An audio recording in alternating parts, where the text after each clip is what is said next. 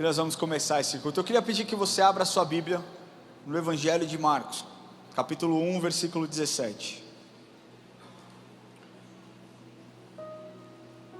E eu decidi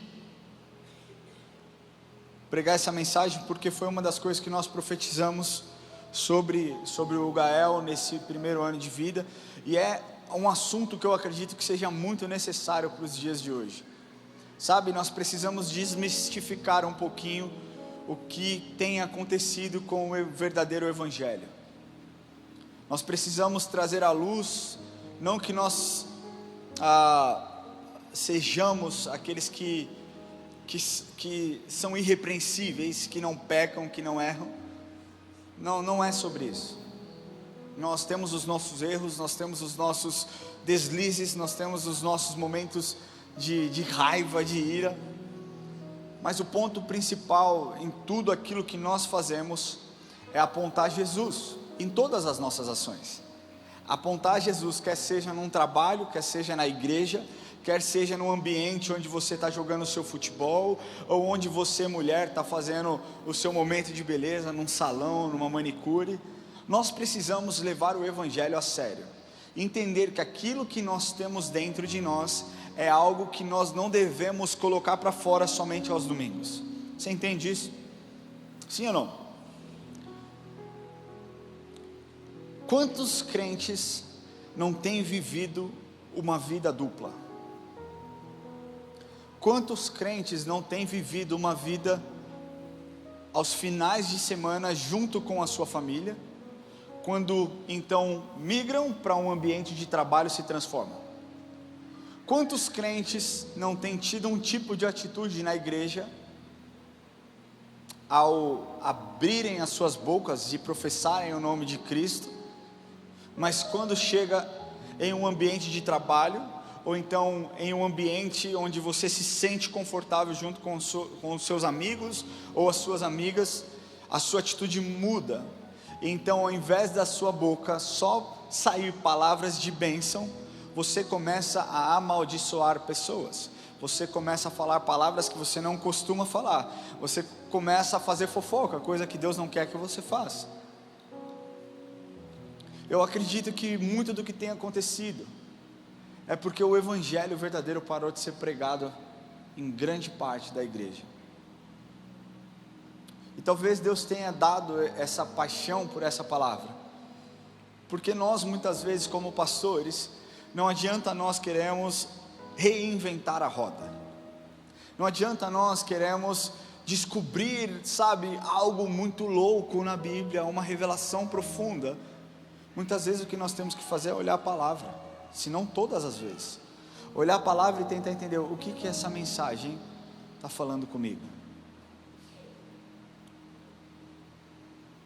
Hoje é muito comum nós avaliarmos pessoas e apontarmos, não, essa pessoa é um evangelista, essa pessoa é de fato um evangelista. Aí nós temos aqueles evangelistas que sentam em um estádio lotado de pessoas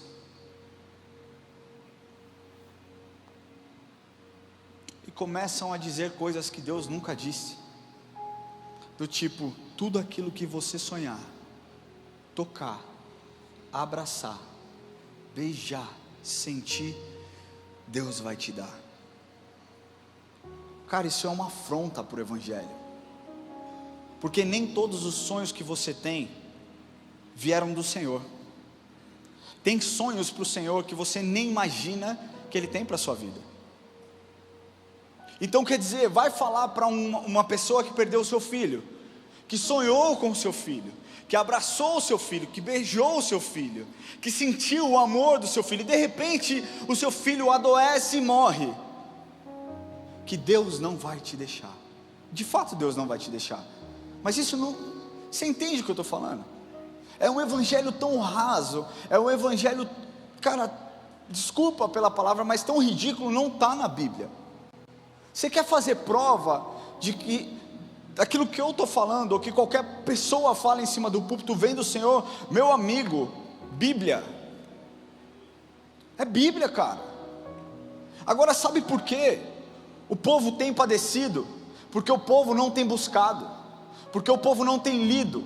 Quantas pessoas aqui têm Bíblia de papel na cabeceira da sua cama? Vamos ser sinceros.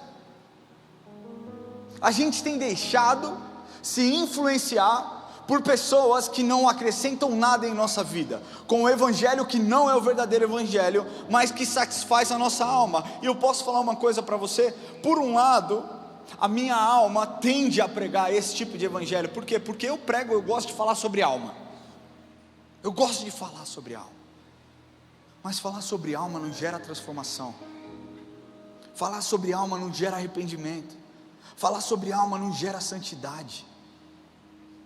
E o que talvez esses pastores tenham dito, mas não têm centralizado, é que sem santidade ninguém verá Deus. E quando nós lemos aquilo que está escrito, e eu estou falando isso, não é um desabafo, porque uma das minhas orações, antes de eu subir, eu falei: Senhor, eu não quero sangrar num púlpito. Meu intuito não é falar o que a minha alma sente, mas é ser um instrumento na sua mão para trazer um despertamento para a igreja do Senhor. Cara, isso foi uma das coisas que eu vi essa semana que eu fiquei chocado, que reverberou nas redes sociais. Uma das coisas. Aí um outro que diz: Jesus não te faz feliz. E tem um monte de crente que vai na ideia desses caras. E é por isso que busca igrejas que não pregam o evangelho, se movem pelas ondas, se movem pelos movimentos. Mas deixa eu te falar uma coisa. Existia um homem num tanque de Betesda que estava lá há mais de 28 anos, esperando as ondas se moverem para que então ele fosse curado. Sabe o que mudou na vida dele? Não foram as ondas que se moveram naquele tanque. Foi quando Jesus o encontrou e disse: o que você está fazendo aí? O que você quer que eu faça? Não é sobre as ondas se moverem, mas é sobre o Senhor fazer com que você tire os olhos daquilo que não vem dele e volte os olhos para aquele que pode te socorrer nos seus momentos de luta e de dor. Marcos 1,17 diz assim: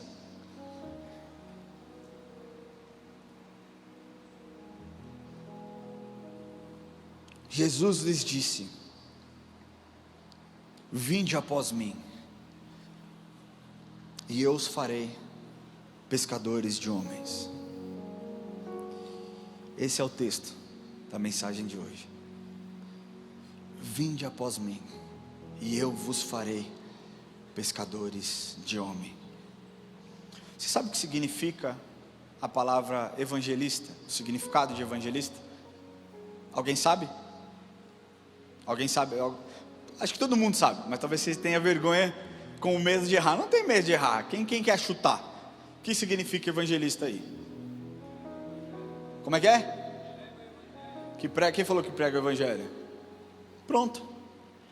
Quem sabia o que era evangelista? Também quase todo mundo. Evangelista é aquele que proclama as boas novas. É lógico que uns têm mais unção, talvez, de falar, até por isso Deus define os ministérios.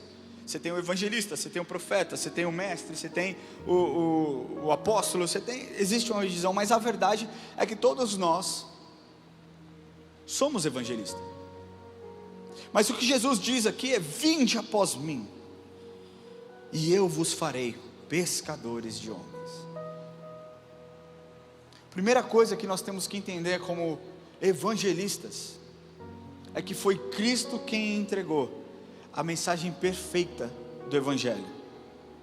Foi Cristo quem entregou a mensagem perfeita do evangelho. E isso não nos permite acrescentar algo ou tirar algo. Porque se Cristo é perfeito e a sua mensagem é perfeita, porque eu, um homem cheio de falha, com uma incapacidade intelectual se comparado ao Senhor, ou se comparado a muitos de vocês aqui, porque eu tenho a habilidade de ir e acrescentar algo, ou querer acrescentar algo. Se Ele nos trouxe a mensagem perfeita do Evangelho, e você sabe qual que é a mensagem perfeita do Evangelho? Porque Deus amou o mundo de tal maneira que deu seu único Filho para todo aquele que nele crê não pereça, mas tenha a vida eterna. Essa mensagem nos resgatou. A verdadeira mensagem do Evangelho é a mensagem de redenção de uma humanidade que estava condenada ao inferno. Olha para a pessoa que está do seu lado assim, fala para ela, você ia para o inferno. Mas fala com convicção, você ia para o inferno, e eu ia te encontrar lá, mas Jesus me salvou, e eu não vou mais. E você? Pergunta para ela, fala, e você vai? A verdadeira mensagem do Evangelho é que Jesus Cristo veio ao mundo em forma de homem, se despiu de toda a sua glória, de toda a sua divindade. Então, por 40 dias ele esteve no deserto, buscando a presença do Senhor, quando então seu ministério é ativado. E naquele lugar ele desce e começa a operar milagres. As pessoas viam sinais, prodígios e maravilhas acontecendo através da vida dele.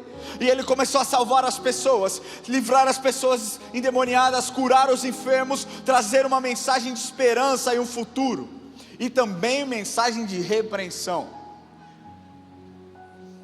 E aí Jesus se deixa ser capturado. Jesus não foi capturado, ele se entregou. E ele sofre a pior das mortes.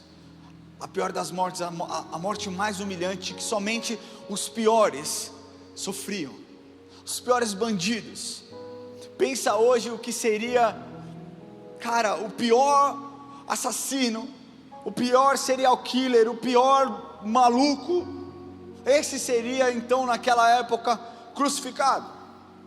Jesus teve a morte de cruz quando não havia uma acusação verdadeira contra a vida dele, e ele morreu naquela cruz, e naquela cruz o seu sangue foi derramado, e através da sua morte o véu foi rasgado, e nós pudemos então a partir desse momento ter a comunhão plena com Deus.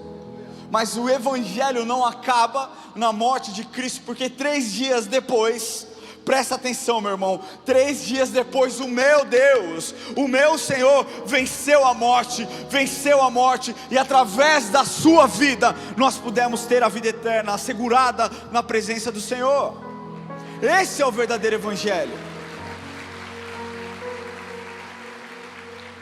Esse é o verdadeiro Evangelho. Eu tenho falado muito para Deus, Deus, o que o Senhor quer de mim? O que o Senhor quer de mim pede que eu dou tudo. O que o Senhor quer de mim?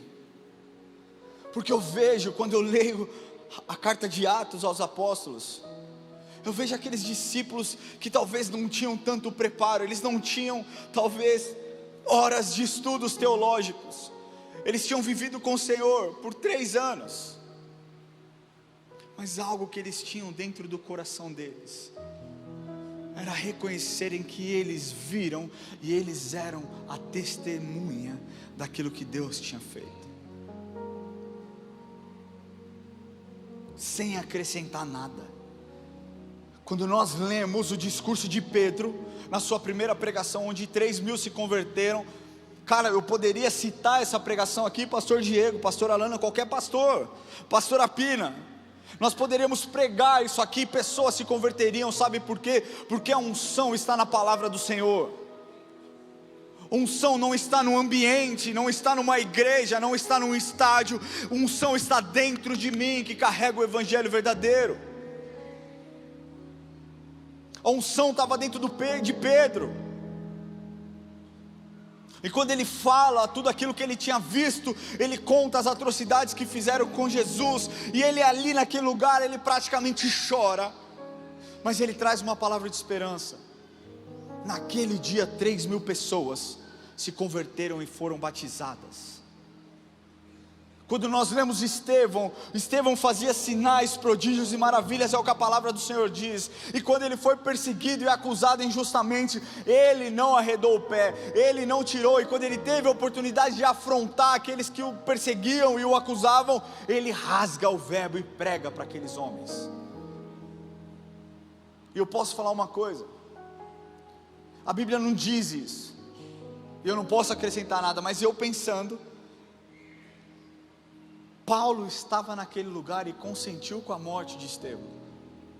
eu tenho certeza que a palavra do Senhor não volta vazia. E talvez aquela tenha sido a semente lançada no coração de Paulo, para que então, pouco tempo depois, a caminho de Damasco, ele tivesse um encontro genuíno. Mas eu não posso afirmar que isso aconteceu de fato, porque não está na Bíblia. Eu não posso transformar aquilo que eu penso, aquilo que eu sinto, aquilo que eu desejo, em uma teologia. Está na Bíblia, vem de Deus. Não está, veio do homem. É por isso que as igrejas estão se perdendo. Teologia da prosperidade não está na Bíblia, é do homem. Embora Deus não seja contra a prosperidade. Teologia coach não está na palavra de Deus, embora Deus tenha todo um plano de saúde mental, emocional e empoderamento para a sua vida. Meu querido, não queira acrescentar nada à palavra do Senhor. Um evangelista de verdade, ele simplesmente replica a mensagem de Cristo. Vinde após mim. O que Jesus está te dizendo nessa noite é: sede meus imitadores. Paulo disse isso: sede meus imitadores, como eu também sou de Cristo. É tempo de nós imitarmos o Senhor em todos os ambientes que nós convivemos e vivemos. Não dá, gente, não dá, família, para nós sermos cristãos somente ao domingo. Não dá para a gente ficar usando essa capa e essa desculpa. Você já parou para pensar que talvez a sua atitude esteja causando vergonha para o Evangelho? Você já parou para pensar que talvez a sua negligência esteja causando, afastamento da comunhão com o Senhor que você pode ter? Vinde após mim, não acrescente nada, prega aquilo que a palavra do Senhor diz. E Ele diz: eu vos farei pescadores de homens. Quem te faz pescador de homem? Quem? Acho que você não entendeu. Quem te faz pescadores de homens? Você pode falar mais alto esse nome? Meu querido, esse nome tem poder. Fala mais alto esse nome. Ele pode te fazer pescadores de homem. Não são métodos neurolinguísticos, não são cursos de persuasão, não são seminários que você possa fazer. E eu não estou aqui falando que você não precise fazer um seminário. É sempre bom estudar. Lamartine lançou na segunda-feira um curso maravilhoso que vocês podem acompanhar. Mas ele diz: eu vos farei pescadores de homem. E a construção de um caráter evangelista, ela só pode ser feita por intermédio de Deus, porque é o Espírito Santo quem nos capacita. É por isso que você vê alguém que se converteu num final de semana e volta de um acampamento, um jovem volta de um acampamento cheio do Espírito Santo, pisa na igreja, seus pais não são convertidos, e ele fala daquilo que ele encontrou, daquilo que ele viu, daquilo que ele viveu, e a sua família se converte, porque quem faz a obra é o Espírito Santo. Tem um monte de gente, inclusive dentro dessa igreja, que tem 15 anos, 20 anos de conversão e nunca abriu uma célula, nunca abriu a sua casa, nunca foi no seu trabalho orar por alguém. Você viu talvez pessoas deprimidas, pessoas que você sabia que estava com problema, e você se calou porque você estava com vergonha. A obra quem faz é o Espírito Santo. E eu posso te afirmar uma coisa: se você se permitir ser usado pelo Espírito Santo, meu amigo, não existe timidez, não existe falta de conhecimento, não existe, eu não sei bem se é. Abra sua boca e fale, que você vai ver o que Deus vai fazer através da sua vida. Eu contei uma vez essa história, mas eu quero contar de novo. Eu, quando morava nos Estados Unidos, o meu dinheiro era contado, era envelopinho. Toda semana eu tinha envelopinho, semana 1, 2, 3, 4, eu tinha um dinheiro dentro do envelope e era o que dava. E se eu gastasse da semana seguinte, eu ia ter falta, né? Eu ia ter falta na semana seguinte. Então eu ficava ali, e eu juntei dinheiro para fazer a revisão do meu carro. Na verdade não, o Lamartine foi me visitar, e ele me deu uma oferta de $400. E ele falou: obrigado por nos receber tão bem e tal, eu vou deixar aqui um dinheiro para ajudar. E eu falei: que ótimo, cara, vai ser um alívio. $400, cara, para mim era um baita de um dinheiro, sabe? Era o equivalente a 2 semanas ali que eu tinha que gastar por semana. E essas 2 semanas não era: eu tenho $200 para curtir minha vida. Não, era para fazer a compra da semana. Era, sabe, para sair para comer uma pizza com meu filho no Chuck E. Cheese, que, cara, é uma porcaria, mas era o que a gente tinha e era muito gostoso. Era talvez ir no mercado comprar uma massa de pizza para fazer uma pizza em casa. Era o que eu tinha. E ele me deu $400. Eu falei: que irado, vai ser animal, esse dinheiro vai ser bom. E a Érica, e esse dinheiro ficou na minha gaveta um tempão, cara, um tempão. E a Érica falava: meu, deposita esse dinheiro, a gente vai perder esse dinheiro. Eu falei: não vai, eu vou fazer outras coisas. E aí meu carro deu um problema, e eu tive que marcar a revisão do meu carro. E quando eu cheguei lá, eu deixei o meu carro. Ele falou: ó, a gente vai ter que arrumar isso, $400. Eu falei: ah, tá bom, pelo menos eu ganhei $400, né? Então não vou sair no prejuízo, glória a Deus, tá? Eu falei: beleza. Eu fui para casa e fui buscar tarde, era longe, era tipo uns 30, 40 minutos. E eu chamei um Uber para me buscar, para eu voltar para a concessionária. Quando parou um Uber, ele parou no carro, ele parou o carro assim, sabe?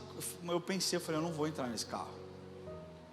Cara, era assim, meu, parecia carro de gangster, sabe?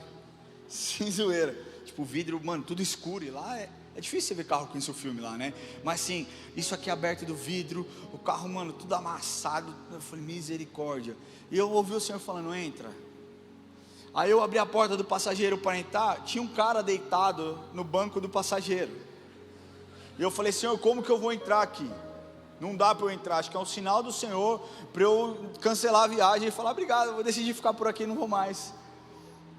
E aí a mulher que estava dirigindo falou assim: você pode dar a volta, entrar por aqui?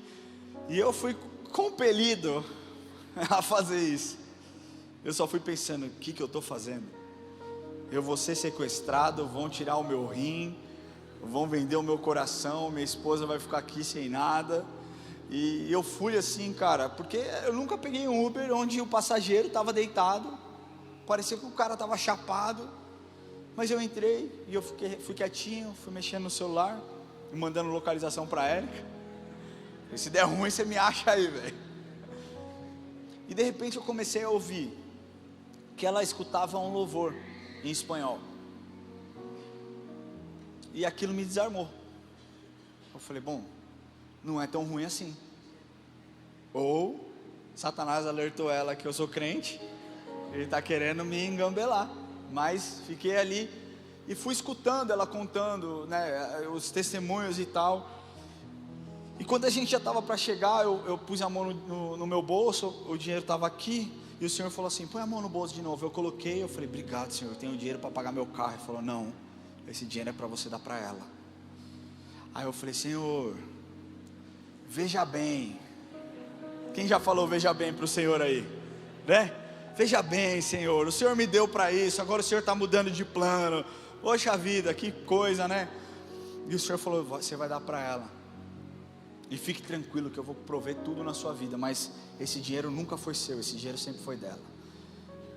E quando a gente estava para chegar, ela me deu uma caixinha e ela falou assim: você pode pegar um papel? Eu falei: o que é isso? Ela falou: não, é algo que eu declaro sobre os meus passageiros e tal. Eu falei: poxa, você é cristã? Ela: eu sou. Eu falei, quase que eu pensei: por que você não me disse antes? Eu estaria muito mais tranquilo, né? E aí eu peguei um versículo, eu não lembro de verdade o que estava escrito naquele versículo, porque eu estava tão impactado com aquilo que o Senhor tinha me falado, que eu nem prestei atenção no versículo.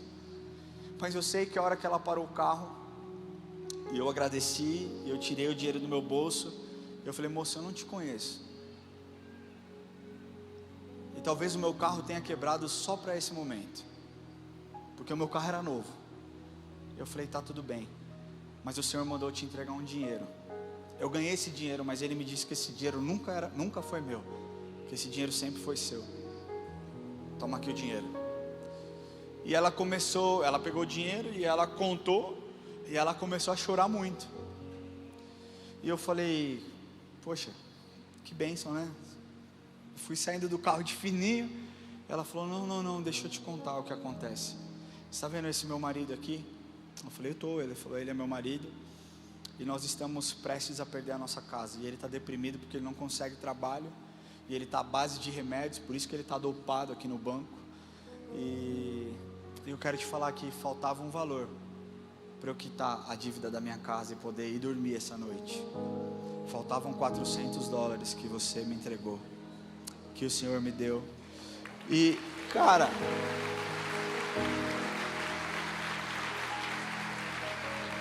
eu não falo isso, cara, eu não sou ninguém. Se não fosse eu, seria uma outra pessoa. Deus tinha um plano na vida daquela mulher, mas a sensação de felicidade que eu tive em ser um instrumento de Deus para trazer uma resposta e uma esperança para aquela mulher. E eu falei para ela, eu posso orar por você? E eu orei com ela em inglês, e eu saí assim, cara, eu saí assim nas nuvens. Por que eu estou te falando isso? Porque foi Deus quem fez isso. E quando Ele diz que eu vos farei, Ele está te dizendo: não se preocupe o método que eu vou usar, simplesmente obedeça aquilo que eu vou fazer. Simplesmente seja um canal aberto para que eu entregue aquilo que eu tenho para você e para outras pessoas através de você. Então não fique preocupado, meu irmão, se você talvez é tímido demais na sua cabeça, se você tem dificuldades demais. A obra do Espírito, e é Ele quem te torna um evangelista cheio da presença dEle. Sabe como Ele faz isso? Através da salvação. Porque sem a salvação não existe mensagem. Se você não for encontrado pelo Senhor, não tem que mensagem você entregar. Se você não se render ao Senhor, que mensagem você vai entregar? Você vai falar o que se você não conheceu a verdade? A Bíblia diz: conhecereis a verdade, e a verdade vos libertará. Ela não diz: conhecereis um pastor de uma mega church, e esse pastor te libertará. Ele não está te dizendo: conhecereis um profeta, e o profeta te libertará. Ele diz: conhecereis a verdade. Ele diz: eu sou o caminho, eu sou a verdade, e eu sou a vida. Você quer saber quem é a verdade? Dobre o seu joelho, entregue o seu coração para Jesus, porque é isso que Ele quer. Através da sua palavra, através da salvação, através da Bíblia, que é o nosso manual de prática e conduta, é que Ele faz com que você seja um evangelista cheio da presença dEle, e através do poder do Espírito. Porque, meu irmão, para convencer, para operar milagres e para gerar transformação, é somente o Espírito que pode fazer. Essas paradas de: olha que gente, cara, parece que está falando com meu filho de 6 anos. Não dá para a gente ser alimentado com isso. Eu vi a Sara Shiva outro dia, eu acho ela radical demais, mas nisso eu concordo, que ela desceu o porrete, cara. Ela falou: sabe por que fala assim? Porque é um bando de crente imaturo, que não consegue comer comida sólida, tem que ser tratado que nem um bebê. E talvez você esteja dizendo: por que que Deus não fala mais comigo? Por que que Deus não me dá mais alimentos mais sólidos? Talvez porque você esteja consumindo coisas erradas, porque talvez o seu estômago só esteja se alimentando de comida paposa, né? Papinha, de coisa que não sustenta. A palavra do Senhor, ela é viva e eficaz, e mais cortante do que uma espada de 2 gumes. Essa é a palavra do Senhor. E Ele termina dizendo: porque eu vos farei pescadores de homens. Qual que é o objetivo de um pescador? Tem algum pescador aqui? Ou que já foi pescador? Tem alguém que... Você já foi pescador? Verdade mesmo? Ou aqueles pescador de pesca e pague. Não, né? Não é esse não, é de verdade, pescador mesmo. Qual que é o principal objetivo de um pescador? Pescar peixe, certo? Eu sou péssimo para isso. Uma vez eu fui num pesca e pague com meu pai, e eu acho que eles me enrolaram, porque porque eles disseram assim: todo peixe que você pegar, você tem que levar, você não pode soltar. Gente, não dava nem tempo de eu jogar, os peixes pulavam. Aí eu falei: pai, tem um plano. Eu não era convertido ainda. Eu falei: tem um plano, vamos colocar a redinha aqui embaixo e deixar a tampa aberta, que os peixes fogem.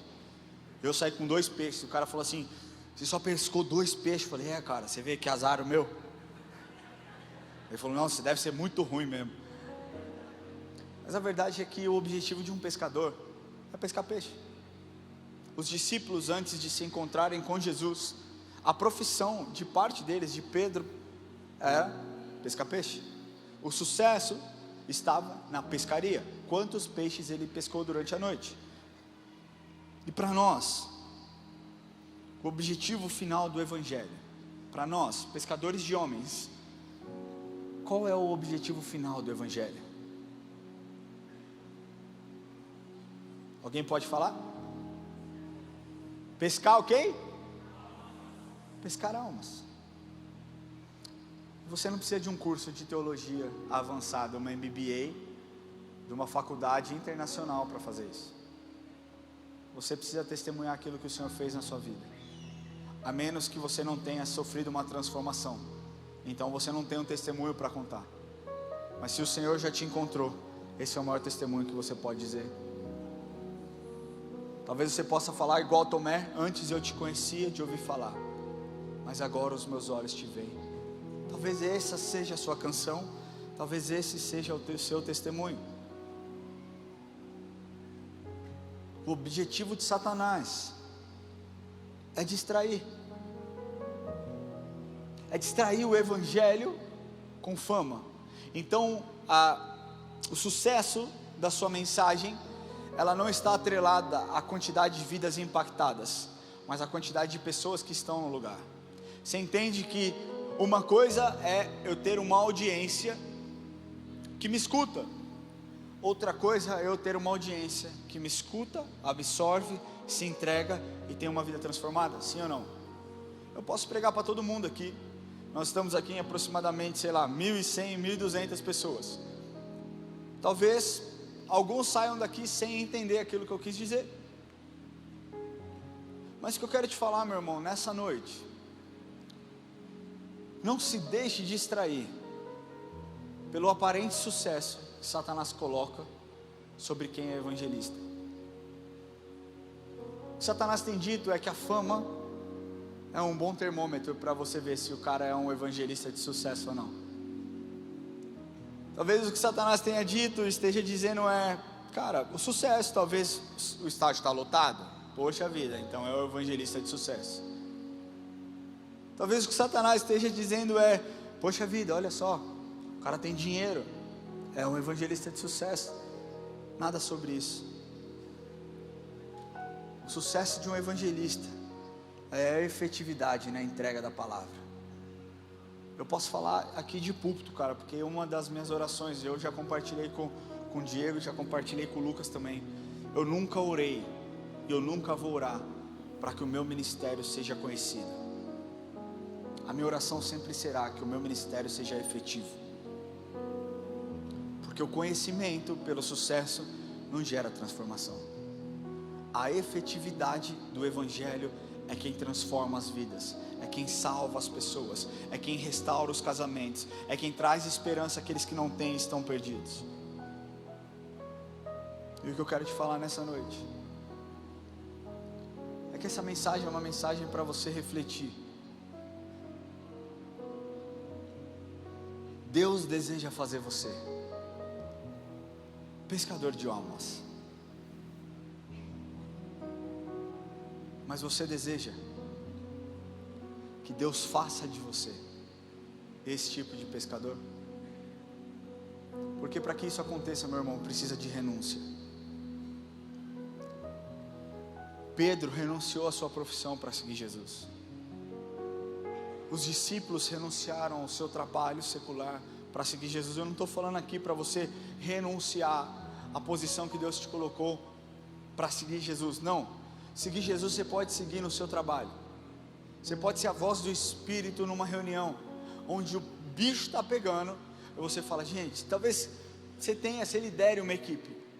Se você talvez não tenha esse cargo, onde você possa dizer, você pode falar, eu preciso ir ao banheiro. Vai no banheiro, cara, dobra o seu joelho e ora lá no banheiro, para que Deus traga entendimento, paz e harmonia dentro da sua reunião. Ou então, se você é chefe, fala assim, pessoal, está muito pesado aqui, está difícil, vamos orar e Deus vai fazer. Ai, Ramon, mas eu não posso, ofende a fé nada. Porque as grandes corporações já estão deixando de lado essa agenda woke e, cara, se rendendo e acreditando que aquilo que a palavra de Deus diz é verdadeira. A empresa de um amigo meu, eles contrataram um mágico, presta atenção nisso. Eles contrataram um mágico para trabalhar no marketing. Isso não é mentira, não é piada, é verdade. Eles contrataram um mágico para trabalhar no marketing. Obviamente, o mágico já tinha trabalhado no marketing antes, mas eles contrataram esse mágico. E um tempo atrás, eu conversando com esse meu amigo, eu falei, e aí, cara, como é que tá lá o fulano de tal, o mágico? Ele falou, mano, foi mandado embora. Eu falei, por quê? Ele falou, cara, no meio da reunião, o bicho pegando, e ele, gente, tá muito estressado aqui, deixa eu fazer uma mágica para vocês, para aliviar a tensão. Eu falei, você está de sacanagem que ele fazia isso? Fazia, ele tirava o baralho e aí começava a fazer mágica lá. As pessoas têm coragem de fazer isso, mas falar, gente, vamos orar aqui para acalmar. Uma oração não ofende, cara. Uma oração não ofende. O que ofende talvez seja a sua postura arrogante de fazer com que as pessoas engulam a sua fé. Não é assim que funciona. Quem convence o mundo do pecado, da justiça e do juízo é o Espírito Santo. E eu tenho certeza que se você brilhar a luz de Cristo onde você estiver, o momento que você disser, posso orar por você?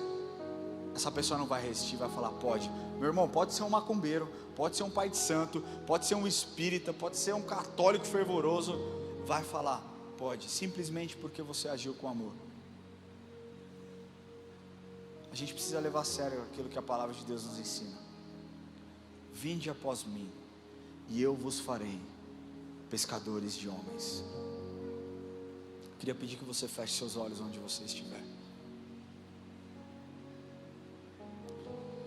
Primeiro eu quero orar com a igreja.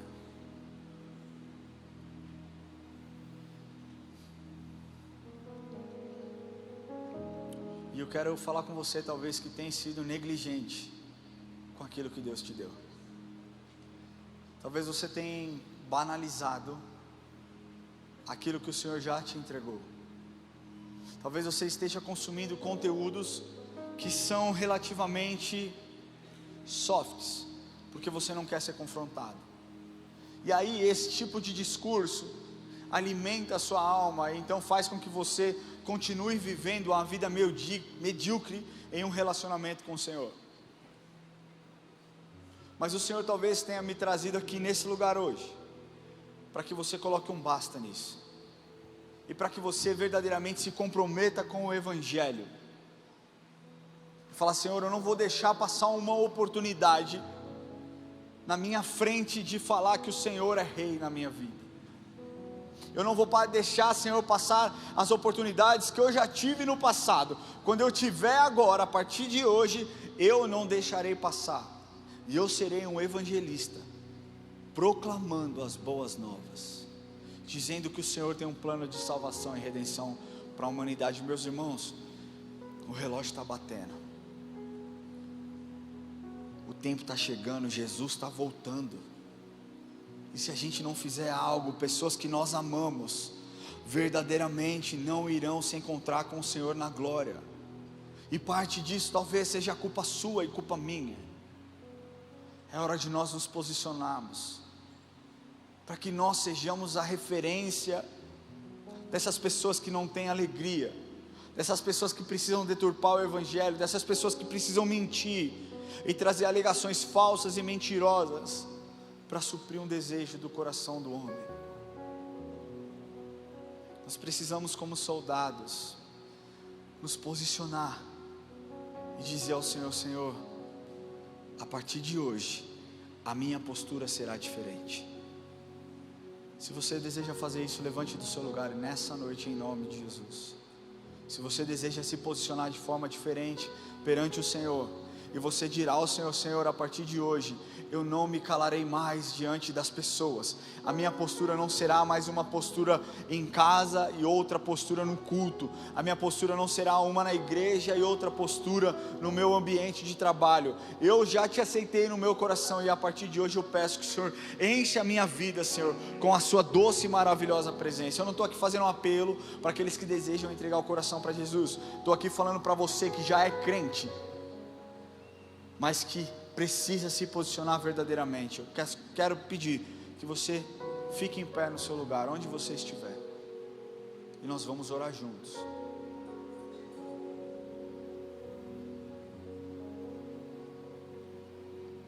Pode levantar do seu lugar em nome de Jesus.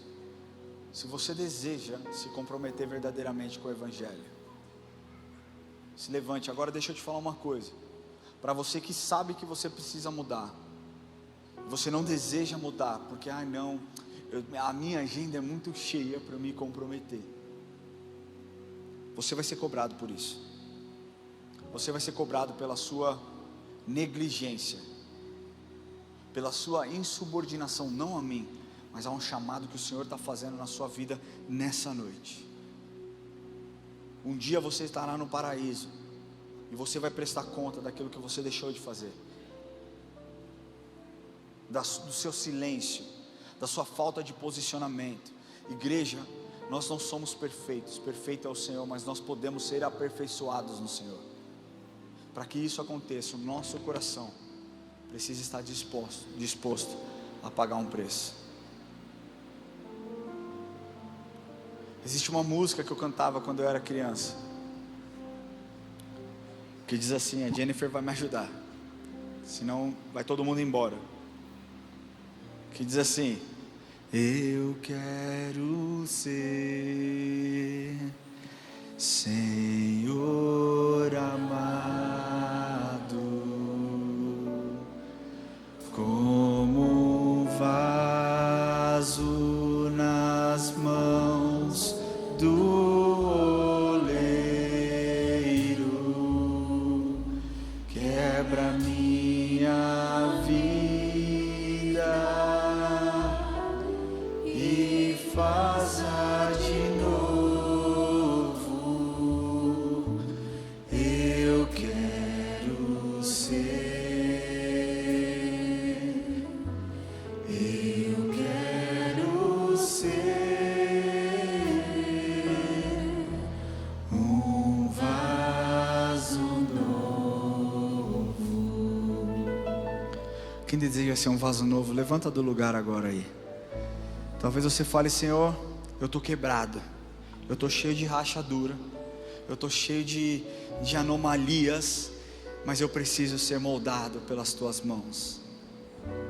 Tudo isso que nós dizemos a respeito de ser um bom evangelista passa pelas mãos do grande oleiro, do grande Criador, te moldando, te fazendo, talvez tirando as impurezas, tirando talvez toda a sujeira que esteja te corrompendo, ou então corrompendo a obra da criação. Mas Deus pode fazer algo na sua vida nessa noite, mas só para aqueles que se dispuserem. Então, pela última vez eu vou dizer: se você deseja ser moldado pelo grande oleiro, levante do seu lugar e vamos fazer dessa música a oração.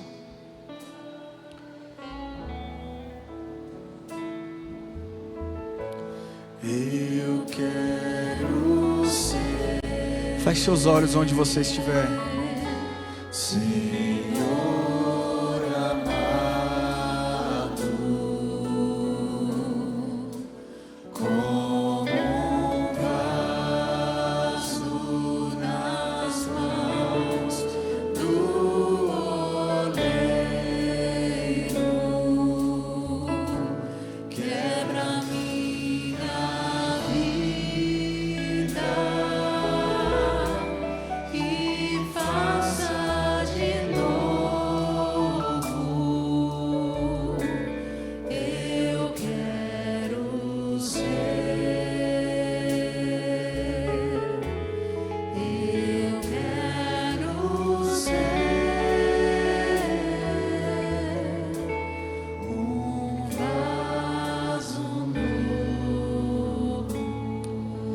quero orar com você que talvez tenha entrado aqui pela primeira, segunda, terceira, quinta vez, mas nunca tenha feito uma oração de entrega.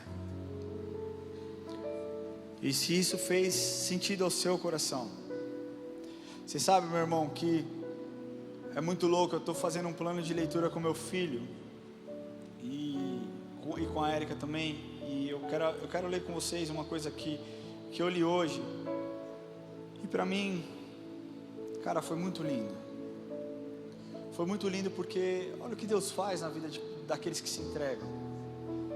Está lá em Atos capítulo 16, versículo 27. Paulo e Silas, eles tinham sido presos, e existiu aquele grande terremoto, né? Existiu um grande terremoto, as correntes se abriram, as celas todas se abriram, os presos foram soltos. E aí diz: o carcereiro despertou do sono, e vendo abertas as portas do cárcere, puxando da espada, ia se suicidar, supondo que os presos tivessem fugido.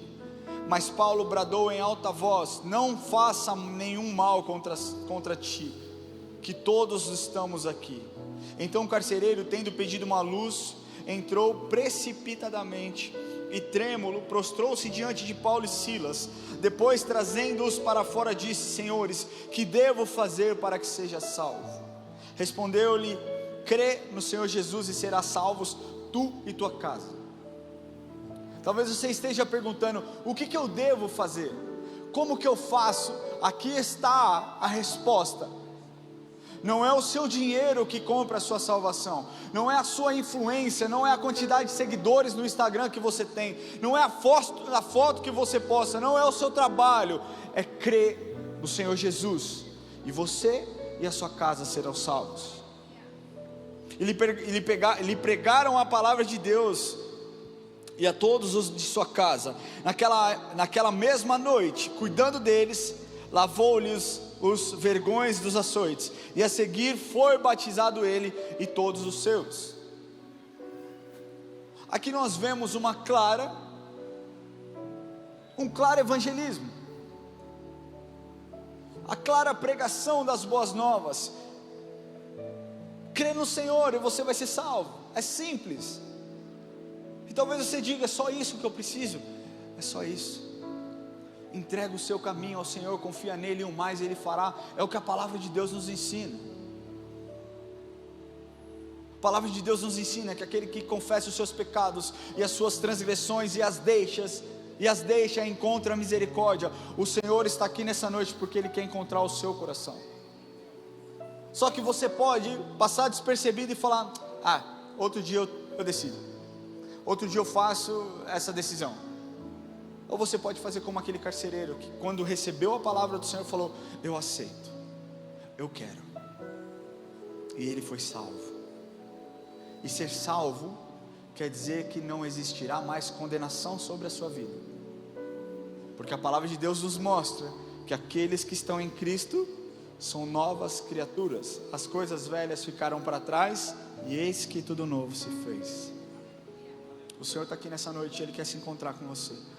Se você deseja entregar o seu coração, para que seu nome seja escrito no livro da vida, para que Ele derrame esperança, para que Ele trate as suas feridas, e faça você um vaso novo, eu quero pedir que você levante a sua mão onde você estiver, e nós vamos orar. Existe alguém que deseja entregar o coração para Jesus? Fique com a sua mão levantada onde você estiver, e nós vamos orar. Não tenha vergonha não, meu irmão. Existe alguém? Glória a Deus pela sua vida, jovem. Existe mais alguém? Glória a Deus pela sua vida, eu te vejo aí. Existe mais alguém? Fique com a sua mão levantada onde você estiver, e nós vamos orar com você. Eu quero pedir que você que levantou a sua mão, glória a Deus aí atrás, saia do seu lugar e venha aqui à frente para que nós possamos orar juntos. Em nome de Jesus, saia do seu lugar, não tenha vergonha. Deus tem uma obra na sua vida, e Ele preparou esse encontro com você nessa noite, em nome de Jesus. Se você deseja entregar o seu coração para Jesus, meu irmão, se você levantou a sua mão, saia do seu lugar onde você estiver, venha aqui à frente, porque o Senhor diz: você, tu e tua casa serão salvos.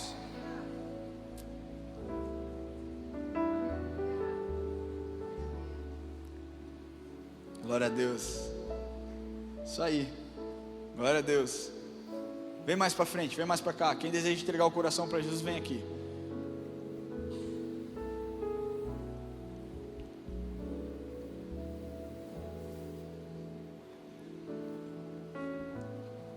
Se você deseja entregar o coração, mas está com vergonha no seu lugar aí, você tem a oportunidade de pegar na mão da pessoa que te trouxe e falar assim: me ajuda, me ajuda. Ou então talvez você tenha trazido essa pessoa.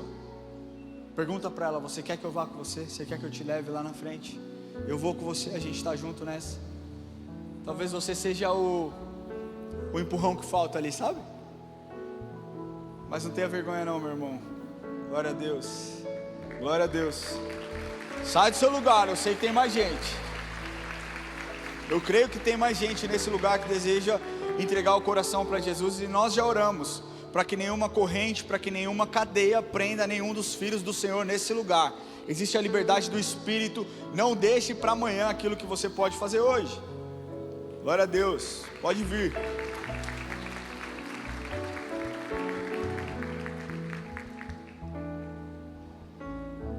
Não tem ninguém dessa ala ali não? Dessa ala aqui, ó. Acho que eu estou apontando aqui. A chance é agora. Se Deus tocou no seu coração, é a última vez que eu estou falando. Saia do seu lugar e vem aqui, nós vamos orar juntos. Em nome de Jesus. Ai, mas é só uma pessoa. Não, é você mesmo. Talvez Deus esteja te incomodando aí e você está lá: não, eu não vou não. Você é louco, eu não quero ser crente. Você é louco? Você é louco, cachorro, não vou ser crente não. Vai brincando com o Senhor, vai. Deus te pega na curva, meu irmão. Aí o negócio vai azedar. Queria pedir que você coloque a mão no seu coração. Mais ninguém? Mais ninguém aí? Amém? Ninguém quer vir? Então tá bom, Deus abençoe. Vamos lá, coloca a mão no seu coração. Glória a Deus, pode vir, irmã.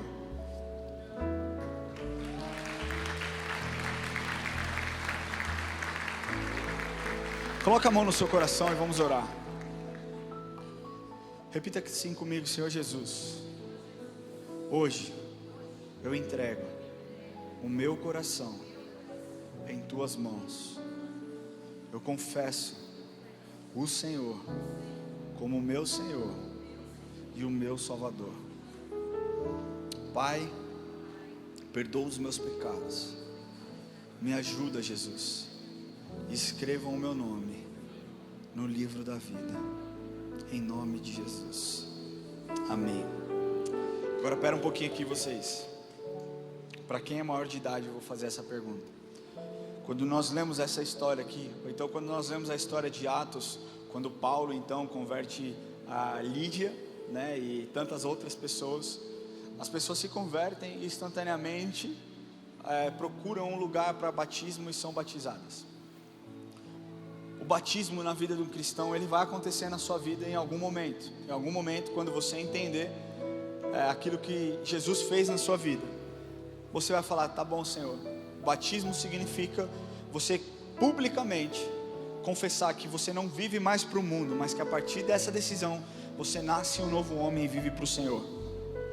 E nós não queremos retardar isso, e queremos te dar liberdade nessa noite, se você assim desejar, se batizar nesse lugar. Se você deseja, você que fez essa oração de entrega, eu falo talvez dos maiores, somente os maiores de idade, por conta do entendimento, né? Eu acredito que uma criança precisa de um tempinho para maturar e amadurecer a ideia, mas para um adulto, você pode fazer isso essa noite, se você quiser. Eu não quero te persuadir a nada, mas eu quero que, se você se sentiu compelido pelo Espírito Santo a tomar essa atitude, descer sobre as águas: ai, Ramon, mas eu não tenho roupa. Nós já temos tudo preparado: calça, camisa, toalha. Você vai sair com a roupa que você está no seu corpo, tá tudo bem, nós já resolvemos isso, mas você precisa decidir. Então, se você deseja entregar o seu coração, aliás, seu coração não, se você deseja se batizar nessa noite, eu peço que você vá para aquele lado ali, ó, do lado esquerdo, meu lado esquerdo. Se existe alguém que deseja se batizar essa noite, vai para o lado esquerdo. E eu abro, glória a Deus, mano, glória a Deus, é isso aí.